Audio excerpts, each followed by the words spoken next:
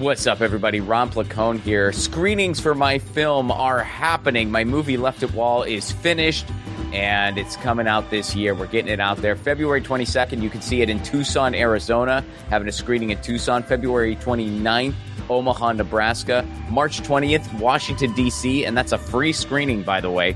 March 22nd, there's going to be a show and screening. In other words, I'm going to be there. That's in Pittsburgh, Pennsylvania. March 22nd, Pittsburgh, Pennsylvania, comedy show and a screening. April 14th, Los Angeles, California, show and a screening. We'll be announcing the full lineup on that soon, but there's going to be a show and a screening of the film at Flappers Comedy Club in Burbank. Get your tickets now, ronplacone.com for tickets and more information on all those events.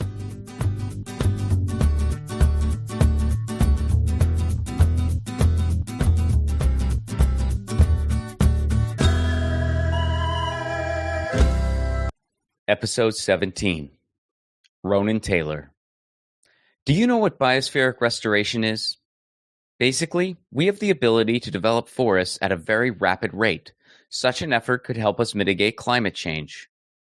Ronan Taylor is an in-the-field activist who has worked in numerous fields within natural sciences and organizations including the Smithsonian Institution and TED. He explains biospheric restoration and other climate-related concepts in an easy-to-understand manner. Though at times in this interview, you'll find me doing my best to keep up. Also, it's a shame I feel the need to give this disclaimer, but given the hyper-hostile online times we're living in, this conversation is not an endorsement of one method or solution as being superior to any other one, and this conversation is for entertainment purposes only. All right, now, buckle in. This is an info-packed episode. Please welcome to the show, Ronan Taylor.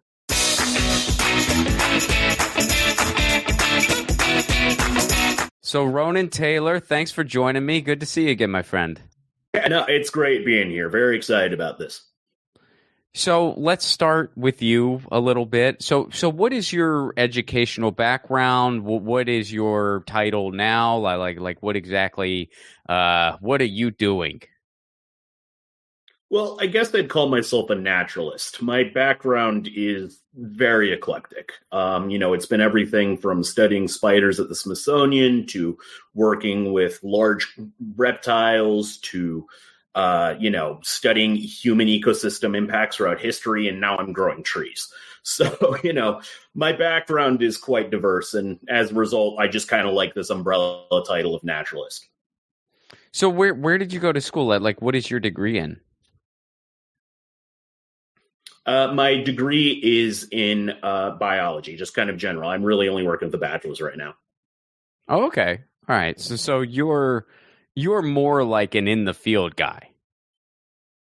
I am only in the field. If there's one thing I do not enjoy, it is academia. I think people in academia get far too comfortable. They get far too specialized. And when you're in academia, not only do you kind of I think lose connection with a lot of the world, kind of in an ivory tower sense. But I also think that you lose a sense of the bigger picture. A lot of academia really encourages you to get as specialized as possible and become an expert in kind of like that one specific thing. And I think, as I mentioned before, you lose sight of the big picture, which when you're studying the natural world is not a good thing because in nature, everything is so intimately connected and there's just so much of it that losing sight of that bigger picture is ultimately going to be detrimental to whatever research you're doing. Sure. So let's get into the organization then. What is Biospheric Restoration Systems? Tell me about the organization, the history of it, and what exactly it does. And I know you don't have a problem doing this, but just a small disclaimer. Explain it in layman's terms. Okay, can do. So Biospheric Restoration Systems, we're a very new organization, and we are attempting to develop new technologically driven methods of environmental restoration. A lot of people in environmental restoration tend to be somewhat Luddite-ish. They tend to kind of be technophobic almost.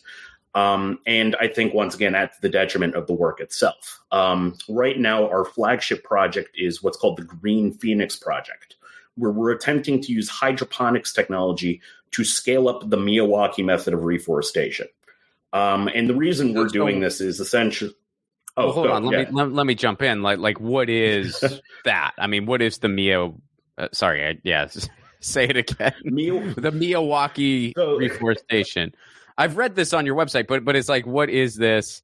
And also I wasn't sure how to pronounce it, and I probably just butchered it. But yeah, like so what is that exactly? So the Miyawaki method is, in some respects, the most powerful reforestation method ever developed. It is capable of growing forests that are indistinguishable from ones untouched by human activity in as little as a decade. Normally, that process would take centuries. And it works through kind of a few different factors. The first is you have to look at what's called potential natural vegetation. And that whole concept is basically, what does a community of plants look like in a certain area without human interference? And determining that can be quite challenging. We're doing our test right now in Scotland, so we've been having to study kind of human impacts throughout Scottish history and the different ways humans can alter kind of a plant community's composition is really amazing. Like, for example, hazel appeared to be like very common throughout Scotland. But what we found is the reason hazel was so common is because people here 8,000 years ago loved the seeds so much that they were deliberately planting them everywhere. And that species became way more common directly as a result of human activity. I mean, that's the thing. You walk through a forest, odds are it's been heavily modified by human activity. It doesn't even matter like how remote or wild it seems. I've even been to like parts of the Amazon rainforest where it's like, looks completely wild, looks like no one's been there for thousands of years. But when you actually get down to the different plants that are there, like Brazil nut, you have a similar thing with hazelnuts. People throughout the Amazon deliberately planted Brazil nuts everywhere. And as a result, Brazil nuts are like now the most common species in that entire rainforest. So pretty much everywhere you go, you are looking at a heavily modified ecosystem. So what the first step with the Miyawaki method is kind of just taking a look back and seeing, okay, what changes have we made to this environment? Taking that into account, and then basically you're designing the entire forest on a spreadsheet where the amount of like a certain species you're planting is going to be, kind of reflected on a percentage of what you're planting in that area. So basically, you do an analysis of the area and you kind of assess, okay, these are the types of things that will make growth flourish in the best way possible. And then you make it happen, and that will allow it to happen a lot quicker than it would be if you just kind of let it do whatever it's going to do on its own. Basically, yeah, we're just looking at like what species existed and what numbers prior to human intervention in that environment. So, we're looking at like what this forest essentially would have looked like 10,000 years ago. In the case of Scotland, that means we're basically like dredging up old bits of bog and looking at microscopic pollen samples that have been preserved in that bog for thousands of years and looking at what trees were there and in what numbers. So that's really the first step. So you can do that. You can do that with like a deep enough soil sample? Oh, yeah. It's crazy some of the things you can do. Oh, that's not even like the craziest thing you can do. Did you hear about like what happened in Greenland recently? Cool crazy.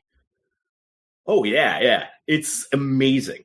And that's the thing. And this is actually, there's even newer technologies that we're going to try to incorporate in kind of future plantings to get a better idea of what these kinds of areas looked like before humans showed up. There's a new tool called sedimentary DNA surveys. Any living thing in an environment, what can happen is, whether you're shedding your skin, leaves, really, you're leaving traces of your DNA everywhere you go. And pretty much every organism does this. So what happens is you can take soil samples that are thousands and thousands of years old where the DNA is still preserved, and you can see what was living in that environment at the time just by looking at these ancient DNA samples contained within the soil.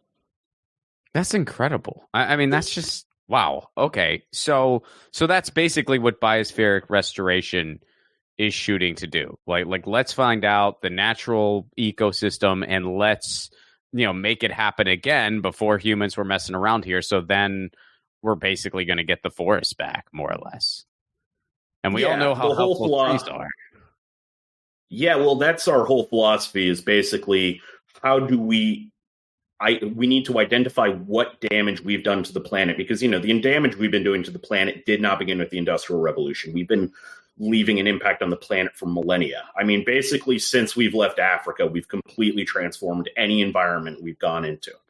So really what we're attempting to do is identify the various consequences of our actions throughout the millennia and undo them. Because at the end of the day, a natural environment is far better at sequestering carbon than anything else. Like identifying what this ecosystem looked like before human interference and replicating that is going to suck out more carbon than anything else we have right now. So it's interesting, you mentioned some people in this space are a bit technophobic. When I just sort of look at the issue of climate change and talk to different perspectives in that space, I feel like there's always kind of two, I don't want to say extremes, but kind of like two camps where I feel like there should be more of an intersection. And it's like on one end, you have people who are really addressing the need for us to change our lives. And I think they're 100% right. We need to get off of fossil fuels completely. We need to really revisit our supply chain, our food chain, and it's capitalism that's causing all the problems with this. I'm all for those things, but then they take it to a place where they basically make it sound like we're just going to live like Amish people. And I think that's not only unrealistic, but there's also there's no reason why that has to be the case, I think. And then you have the other end of that, which is the complete other end where they're just like, oh, screw it. Let's just like not even worry about it because eventually technology is going to bail us out. And I think both of those, and I know like I'm kind of painting a caricature here, but I think both of those are incorrect when taken to the extreme. And the reality is, everything has a seat at the table. Technology is going to play a role, but it can't just be technology. We're going to have to change our lifestyles, but it's not going to just be that. And it's not like we're going to live by candlelight. And, we also like there's just all of these factors kind of have a point. Would you agree with that? Well, I mean, that's when I say people become too specialized. That's exactly what you're describing right there. I think there is this complete lack of an interdisciplinary approach to the climate crisis, which is incredibly frustrating because this is an issue that ties into like everything. Pretty much if you name an issue, climate change ties into it somehow. And what's very frustrating about that is, especially the viewpoint I find most frustrating is technology is just going to bail us out. Like, right. That's not reality. Like I said, my background is, studying ecosystems and the climates of the past. And this is actually not the first time fossil fuels actually were combusted and led to climate change. If you look back about 250 million years ago, when Pangea first came together, it caused, a lot of new volcanoes formed as a result of the continental drift. Every single one of these continents colliding together created a ton of volcanoes. And this led to big magma fields, and that magma seeped into the crust and ignited coal deposits. And it's absolutely terrifying to think about because the resulting climate change that happened as a result of this combustion killed about 90% of life on Earth. It nearly was the end of multicellular life on Earth. And right now we are replicating those conditions, but about 200 times faster. The reality is it's like going carbon neutral by 2050. That's not going to be sufficient. We are living on borrowed time right now. I mean, we've already released enough greenhouse gases in the atmosphere to pretty much guarantee the apocalypse. If you look at what's happening recently in the North Atlantic, I don't know if you've been seeing, but we're having just these record temperatures just coming out of nowhere. And the reason for that is because there's this thing called the aerosol masking effect, where, aerosols are sort of the opposite of greenhouse gases, where what they do is they reflect sunlight into the back into space as opposed to kind of absorbing the thermal radiation from them. And what happens is even though, these molecules and everything can reflect sunlight and everything, they really only last for about a week or so. And there's a certain irony to this because all of our industrial activity is releasing these molecules in conjunction with carbon. Now, keep in mind that carbon also lasts millennia in the atmosphere, not just a few weeks. So what happens is when these aerosols dissipate, they just get replaced by further industrial activity. And what's happened recently is there were new regulations for a lot of like shipping lanes and everything to switch to a certain new fuel. And this new fuel did not produce aerosols. So just out of nowhere, the Northern Atlantic has just shot up and the temperature change this year has been so extreme, they've literally had to increase the height of the graph like by a pretty big margin. So right now, like I said, there's a certain dark irony to this where it's like pretty much all these different molecules we're releasing in the atmosphere along as a result of like fossil fuels combusting or as a result of like, various industrial activities. Not only are they releasing greenhouse gases, but they're slowly kind of producing a certain inertia that's slowing this process down ever so slightly, but they can't last forever. That's the thing. Like I said, we're on borrowed time because just that slight reduction in aerosols led to a massive spike in temperatures in the northern Atlantic. So what would your, and I know some of this is you're trying to anticipate just like everybody is to an extent, but what would your ideal solution look like to prevent complete climate catastrophe? Well, so this is why I'm a huge advocate of what's called carbon negativity. Right now, governments are following a policy of carbon neutrality, where it's like they're trying to take out as much carbon as they're releasing by a certain year. And like I said, we've already put enough carbon in the atmosphere to basically guarantee the end of civilization as we know it. So really what we need to be doing is not just stop emitting in a relatively short time frame, like really 2050, forget it. We need to be talking like 2035 by the time we're like not emitting. But also we need to be taking the carbon out of the atmosphere as much as possible in conjunction with this reduction. This is why I actually started this organization because, that's what I'm doing at the Green Phoenix Project.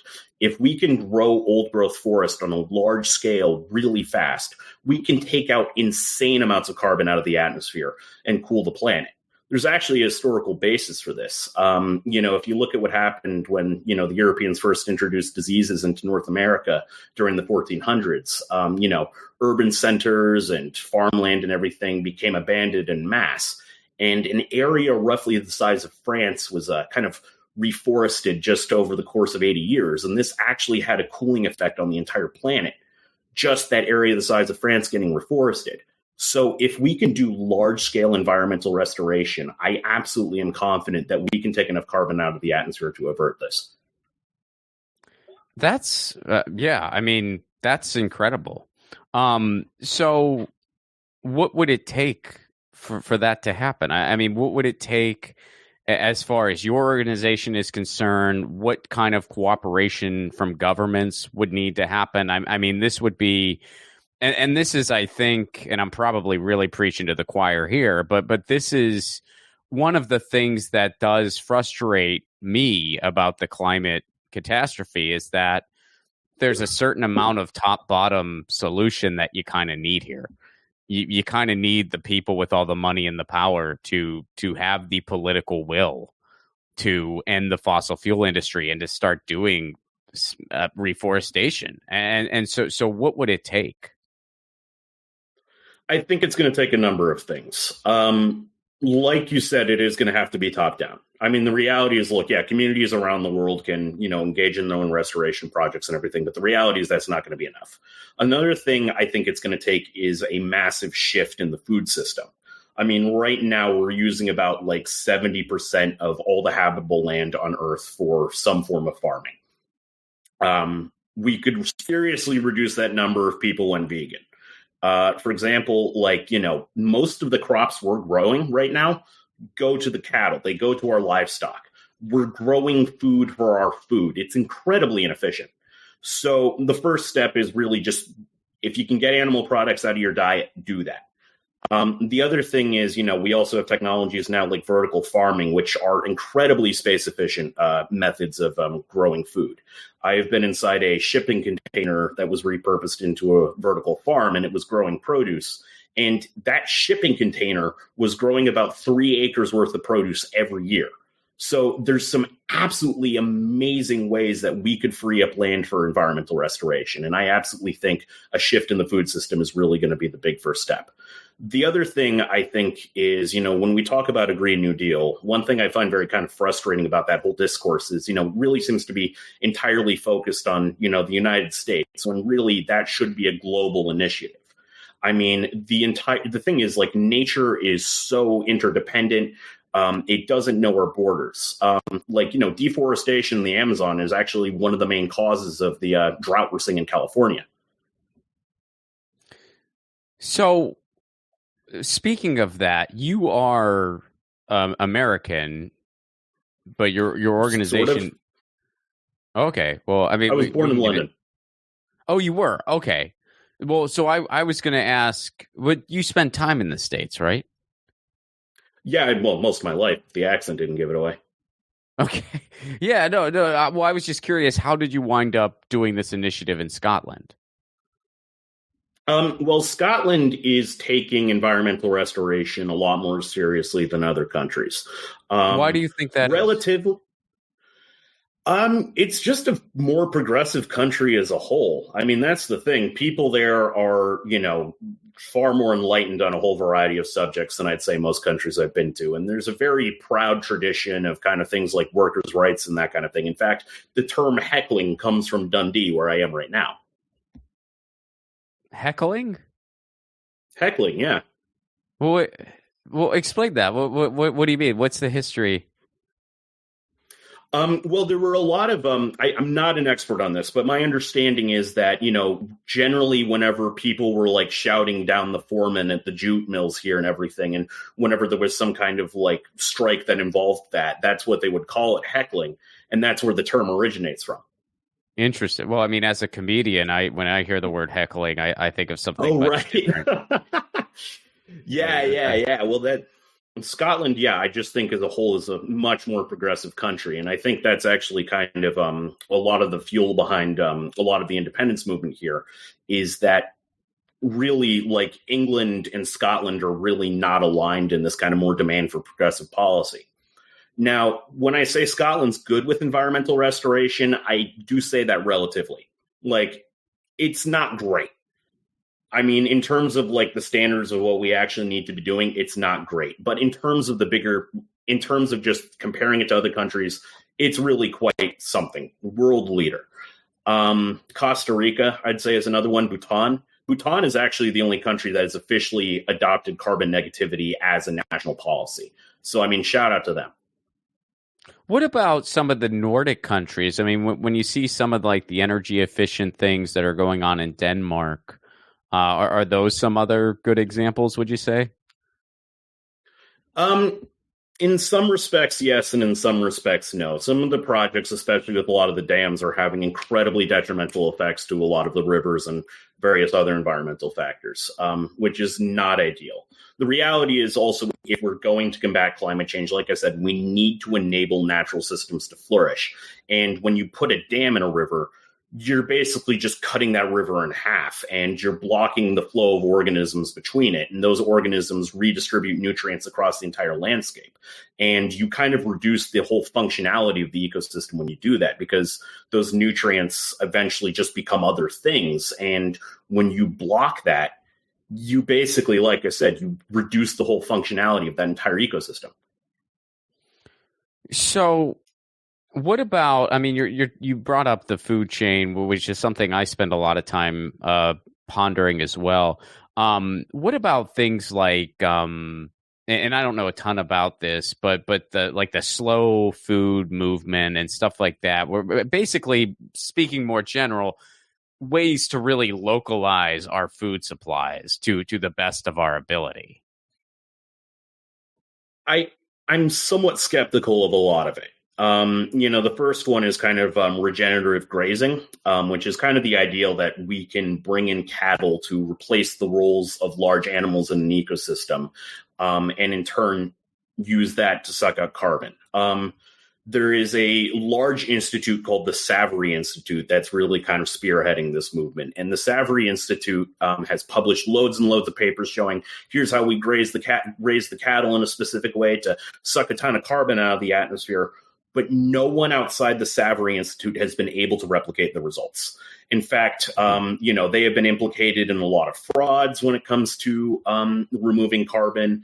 And on top of that, the Savory Institute has backing from various ranching associations, McDonald's, not exactly the most trustworthy people. Yeah, I don't think that's what yeah, that's interesting. I don't think that's not what I was, I meant more like just, yeah, I think I was speaking a little more broadly, but this is that's very interesting. I'm not familiar with that. I meant more just broadly speaking, you see that meme online where they show you just a fruit cup that was grown in Indonesia, packaged in, India or something, and then sent to the United States. And it just makes, or it was grown in South America, packaged somewhere else, like miles away, and then sent to and it just makes no sense at all. And it's just not sustainable.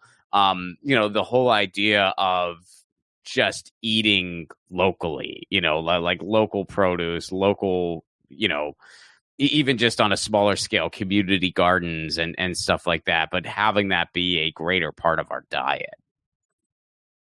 Yeah, I mean, that has to happen, and I think that's an inevitability. I mean, we've been seeing over the summer so many disasters, heat waves, floods, you name it, that are direct result of the climate crisis, and that is only going to increase in the next few years, and that's already having a huge impact on agriculture as a whole. Our sort of international interdependence in the food system is going to fall apart. Similar thing you saw happen with the breakout of the Ukraine war. I mean, all of a sudden, just the grain shipments coming out of Ukraine just stopped coming. And now all of a sudden, millions of people are threatened with famine. We have become too interdependent in other countries. We absolutely have to go local. And that's also one thing that I love about vertical farming is that is a great way to do that. Because with vertical farming, since it's all indoors, you have total control of the climate and you can just keep producing fresh produce even in the middle of winter. It's an absolutely amazing technology. So, getting back to just a reforestation, is there any discussion anywhere in the world about a worldwide effort at reforestation? I mean, there's multiple networks that are attempting to kind of create sort of international coalitions focused around reforestation. I don't know how particularly useful as a whole that would be. I think really what should happen is there should be, I mean, the UN has the decade of environmental restoration, but those targets are just not being met right now. What I think would be most useful is really kind of, and this, Lula is trying to do this, is create a multinational coalition to restore the Amazon or to save the Amazon. Because right now, the Amazon is in a pretty bad state. It's going through something called a dieback. And what a dieback is essentially the Amazon rainforest itself was formed under very different climatic conditions than today, many millions of years ago. And that region of the world was experiencing regular rainfall. But weather patterns shifted, and all of a sudden the rainforest had to learn to generate its own rainfall.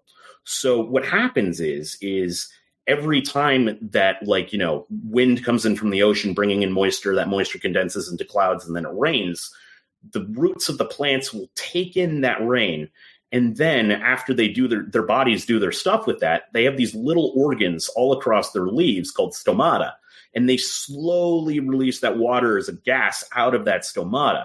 And that creates negative pressure, which in turn brings in more water from whatever nearby body of water exists. And this, in turn, when you take that effect and put it across an entire continent, you essentially just generate this river in the atmosphere where all of a sudden rain gets dumped. Then the plants release that moisture through their leaves and then attract more water to the area. And then the whole thing just cycles across the entire continent. The problem is we've now cut down enough of the Amazon to completely disrupt this process. So what's happening is, certain areas start to dry and then fires break out.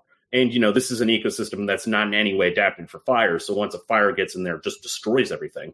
And those regions are then gone. So other parts of the forest all of a sudden start experiencing less rain. They dry, and then they get set on fire. And now we're sort of in this big chain reaction that's going to basically turn the Amazon into a desert unless we restore the forests that have already been destroyed. So would you say, so basically, getting more big picture, reforestation efforts should focus on places specifically to start out, and the Amazon's a great place to start. I mean, I think reforestation efforts should just focus on the simple fact of if there's a place that can be reforested, it should be. Because, like I said, forests are brilliant at taking out carbon. And right now, we just got to get as much out of the atmosphere as possible. And to go back to this kind of river in the sky that the Amazon is generating, that has global implications. Trade winds, Hadley cells, and various other atmospheric processes will redistribute that water, those rainfall it's generating, to other parts of the world, including like California and Canada. So as I mentioned before, deforestation in the Amazon is actually like having a huge impact on the fires in North America. If we don't take action, what do you think the world is going to look like in, say, 20, 30 years? Chaos. Absolute chaos. I think what is going to happen is pretty much every government in a region of the world that is considered hot is going to fall apart. I think if you want an idea of what the world's going to look like 20 years from now, if we don't fix anything, I think the best idea of what that's going to look like is the Syrian refugee crisis, because that was caused by climate change. The Arab Spring that triggered that whole process was caused by a human-induced heat wave that led to crop failures, and in turn, people just fleeing the region, heading to urban areas, fights breaking out. And, that had global impacts as well. I mean, that was a huge factor in the right-wing kind of shift we're seeing in Europe right now, that sort of xenophobia from that influx of migrants from Syria.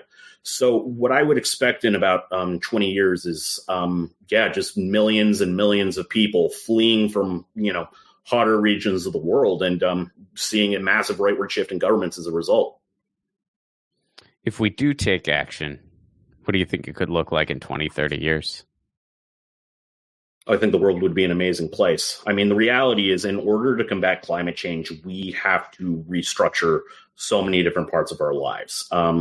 For example, like economic growth, GDP. This is something we can't continue. We cannot decouple energy consumption from GDP, which means basically as long as we keep GDP going, we cannot get off fossil fuels.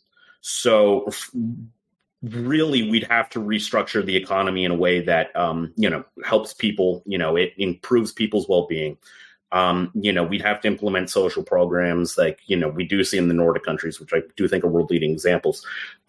So I think right there, we'd have economies that are where the objective of the economy is no longer growth, but rather human happiness, which right there I think is absolutely wonderful. I think the world would be much more full of nature. The amount of the amount of areas we could restore, it would just be amazing. I mean, imagine intact Amazon rainforest, whales everywhere, seagrass beds restored, all of this. Imagine just basically being able to walk out of a city and the next thing you know, you're in the wilderness. That's what it would look like. And that's the kind of level of restoration that needs to be done.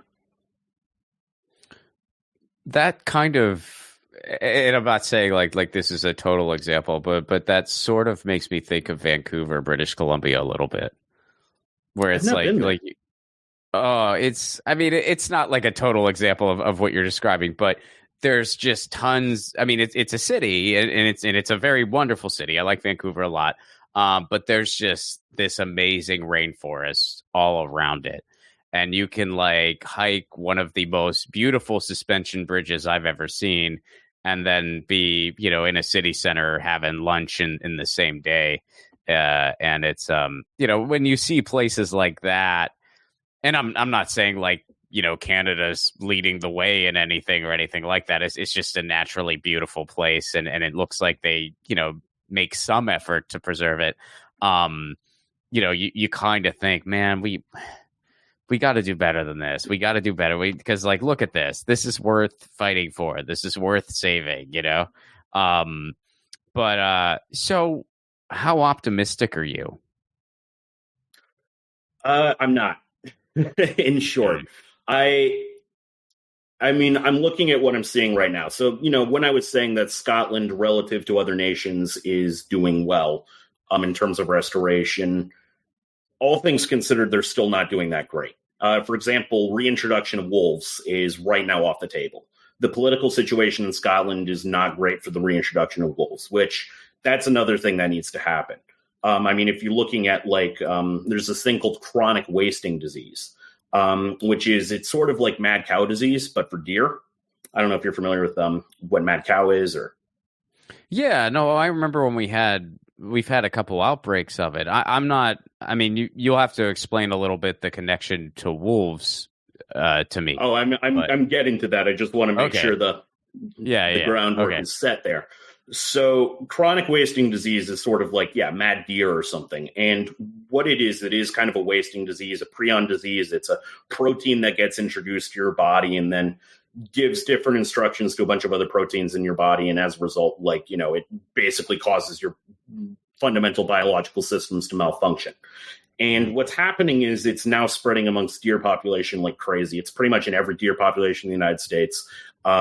Just got to Europe. It's still very early stages there.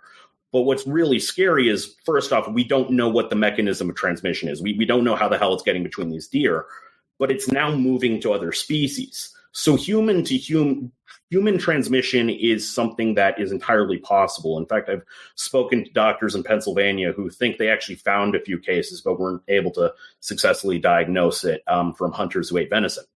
And the way the wolves factor into this is that, when the wolves were reintroduced to Yellowstone, they had a whole ton of impacts on it. But one of the things they did was they came in and essentially, like, by scaring deer and causing deer to avoid certain areas because the deer knew they'd be hunting, they essentially enforced social distancing between the deer populations. And as a result, basically, like, the spread was like slowing down. And on top of that, what they do is, individual deer with this disease, what they can do is, they're so much easier to hunt because they're all disoriented and zombie-like. So the wolves come in and take these deer down and eat them. And unlike other mammals, wolves are immune to this. So their stomachs actually break down the protein as opposed to, like, it destroying their body. So the way the wolves come into this is essentially they are our best preventative measure against this disease from actually, like, spreading amongst us. So we need to eat local, get some wolves, reforest, and then we got a shot. Oh, I mean, that's just one thing. Like I said, this is insanely complicated. Another thing is we need woolly mammoths back, for example. I don't know if you're familiar with that whole kind of thing. You would need to walk me through that too. Yes. Okay, I'm happy to. I'm happy. Any species you name, I'm gonna need a little hand holding. It's like, yeah, I know what it is, but how does this connect to the bigger picture? I understand, and yeah, this is what I'm saying. This interview. I'm going to be a big hit at parties from here on out. I mean, next time I'm at a social event, I'm going to be like, you know why we need wolves? They're going to be like, what? I'm like, wolves. Let me tell you about it. If there's something that we really, if there's something we really need bats for, you need to tell me right away because I love bats. Oh, no, we absolutely need bats too. Bats are amazing insect control. They dramatically reduce mosquito numbers, and reduced bat populations are linked to increased malaria cases. Okay, so I did know that actually. Now that you repeat it, I have heard that. All right, so woolly mammoths. How do we? What do they? Yeah, so this is part of my background. Is when we left Africa, we essentially destroyed all sorts of populations of species. The thing to note is that a lot of the world used to look like Africa. Like you're in California, right? Yes. So California, you would have also had mammoths there. You would have had saber-toothed tigers. You would have had armadillos the size of cars. And these animals would have been alive today had humans not entered that ecosystem thousands of years ago. Now, I'm sure you're probably thinking like, oh, this all happened thousands of years ago. How's that relevant to today? But what we got to understand is nature does not operate on our timescales. 80 years, the human lifespan, that is a blink of an eye. In fact, our entire existence as a species is relatively a blink of an eye. Life on Earth has been around for 3.5 billion years, and anatomically modern humans have only been around for 300,000. But anyways, so we leave Africa, and the reason Africa is the only place that still looks like Africa is because all these animals there co-evolved alongside us. They knew what we were capable of. But these other animals, never seen a human before in their life, they were very easy for us to take down. And, when you're talking about something like an elephant or a woolly mammoth, these things, their pregnancies were, over 18 months. It takes a very long time for that population to replenish. So the animal gets overhunted very easily. And unfortunately for us, these animals had very important parts in kind of these biogeophysical processes, as they're called. The woolly mammoths, in layman's terms, were essential for preserving the permafrost. I don't know if you're familiar with that. Vaguely, very vaguely. So the permafrost is essentially a layer of dirt that is supposed to stay frozen year-round. And there is a ton of carbon, a ton of methane, ton of just nasty stuff frozen in it. And us heating the planet has begun to cause the permafrost to thaw. And if the permafrost thaws a certain amount, it's basically guaranteeing the whole thing to melt. And it's going to, at minimum, release about 3 times the carbon we have in our atmosphere right now. And like I said, we have enough carbon in the atmosphere right now to basically just end everything. So it's like, this cannot melt. Now, the way woolly mammoths factored into this is snow can act as insulation. This is how an igloo can keep people warm. And you had the woolly mammoths, you had giant hairy rhinos, giant hairy deer, all these animals clearing snow during the winter to get at the vegetation underneath. So not only do they clear the snow, but they ensure the permafrost would stay exposed to the frigid Siberian winter. And that would ensure the permafrost stayed frozen. Now that they're gone, the snow just builds up over the entire winter, and then the snow melts, and all the permafrost gets exposed to is the rapidly increasing summer temperatures. So without the woolly mammoths, this whole thing is beginning to thaw and collapse, and it's just belching out large amounts of greenhouse gases. I mean, you can see footage of like certain areas in Siberia where it's like the entire earth looks like bouncy castles because all the ground beneath it has like unfrozen and there's just a ton of gas just waiting to come out. So, wow. All right. So this list keeps getting, Ronan, this list keeps growing, and I feel like we're going to need a few more people to help out here. I mean, I'll spearhead the woolly mammoths. I volunteer for that, but we're going to need at least 5 or 6 more people on this task force, I feel like. So where can people go to, learn more about the work you're doing, and just kind of learn more in general? And again, I know we're talking, there's so much of this is a top-bottom solution, but what is the best way an individual can help to the best of their ability? Well, like I said, switching to a vegan diet, I think, is the single most important thing anyone can do. Because the reality is, look, as individuals, we do not have much power over this. But that, I think, really is the one thing. If enough people did this, it would make a big impact. Because if the cash to the meat and dairy industry just stops flowing, it stops flowing. And the whole thing just breaks. So on an individual level, I think that's the most important thing someone could be doing. I'm also an ardent supporter of organizations like Just Stop Oil or Extinction Rebellion. I think that form of protest is proving to be quite effective. I mean, the fact that, the UK is considering to pass anti-protesting measures is really a testament to that. So if you feel up for it, I highly recommend supporting the work of organizations like that. So, and that was Extinction Rebellion and Stop Fossil Fuels? Just Stop Oil. Stop Oil. You probably know them. I mean, yeah, they caused a lot of fuss. Do you remember the that painting that got the tomato soup thrown at it? Yes. Was that Stop Oil or was that Extinction Rebellion? Yeah, that was Just Stop Oil. Yeah. Okay. All right. I didn't know. Yeah, I guess I thought it was kind of all under the Extinction Rebellion umbrella, but gotcha. So, well, and then what is the give everyone the website for your organization? Yeah, so we are biospheric-restoration-systems.org. I know, real nice and small, easy to remember. Everyone just calls us BRS for short, though. BRS. Unfortunately, that domain name was not available. So we're stuck with biospheric-restoration-systems.org. You can find us there, learn all about our work. You can learn more about the Green Phoenix Project, which unfortunately I was only able to describe step 1 there. But, there's so much more to that. We're also developing a new oyster bed restoration method. We're trying to develop new ways to grow seagrass beds. There's a lot we're trying to do here. For me, the ultimate goal of this organization is to produce a standardized de-extinction method to help bring animals like the woolly mammoths back into existence so they can return to the ecosystems they once inhabited and play the important function they did. And what would it take? I mean, kind of just give me like a very brief cliff notes. Like, what would it take to do that? Like what would it take to get those species back?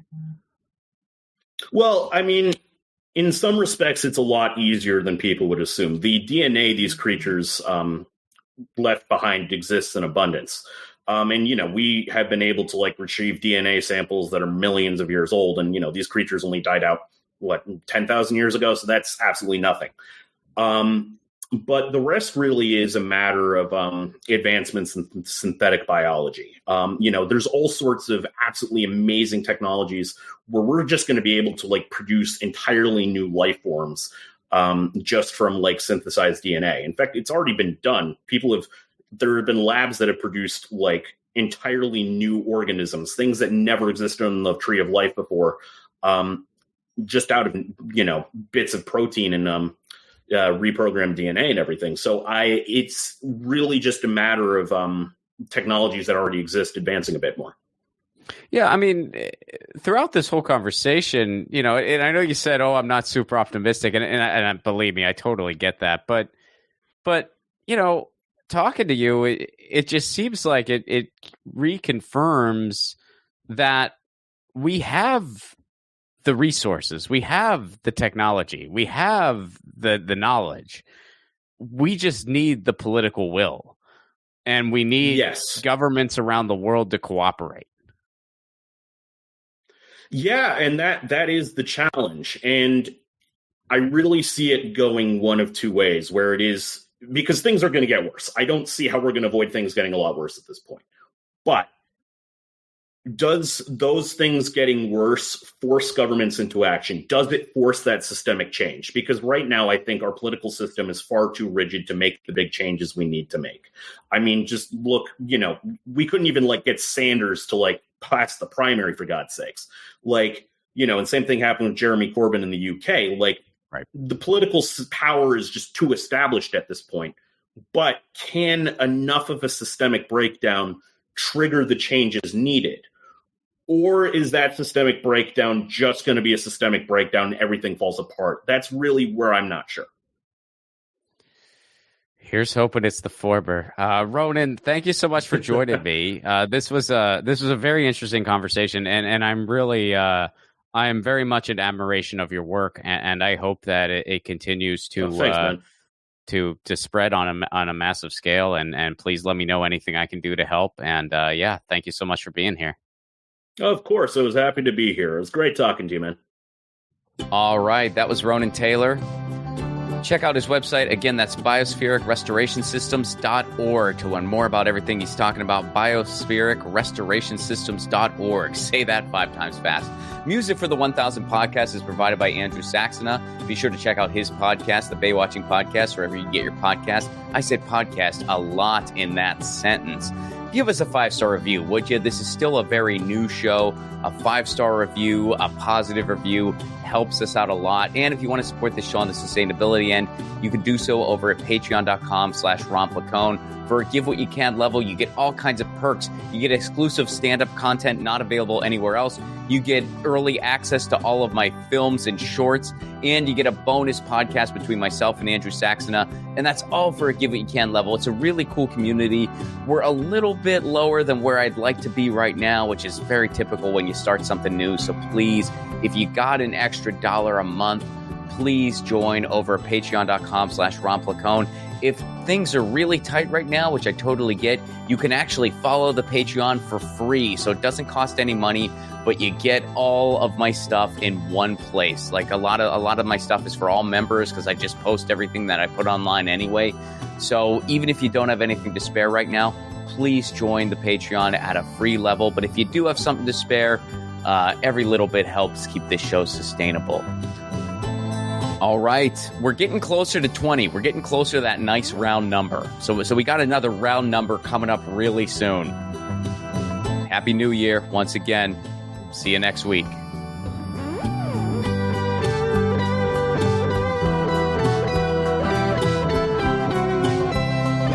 Hey guys, Ron Placone here. Take your own 1,000 challenge. No, you don't need to interview 1,000 people, although if you want to do that, go for it.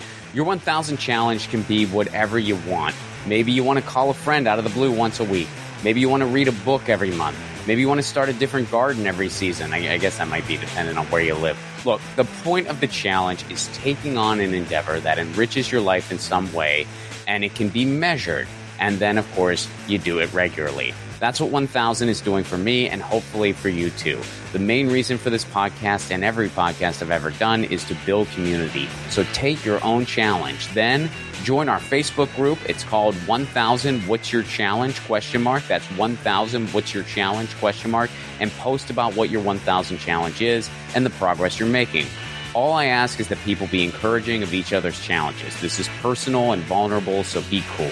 There's enough negativity on social media. We don't need to add to it. For those of you who aren't on Facebook, hopefully in the future we'll be expanding to places like Discord, Reddit, but for now, we're starting on Facebook. And again, that Facebook group is called 1,000 What's Your Challenge? See you there.